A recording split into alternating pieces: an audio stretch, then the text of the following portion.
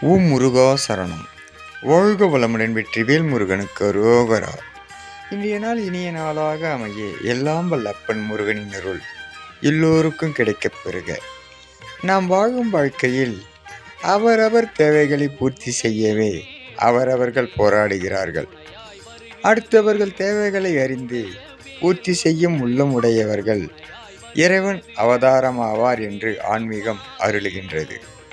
அதுபோன்று பார்ப்பது மிகவும் இந்த கலியுகத்தில் அரிது.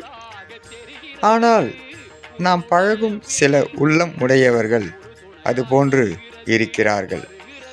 நாம் அவர்களுக்கு நல்லது செய்யவில்லை என்றாலும் அவர்கள் மனதை காயப்படுத்தாமல் இருந்தாலே கோடான கோடி ஆசீர்வாதங்கள் அவரிடமிருந்து நாம் பெறலாம்.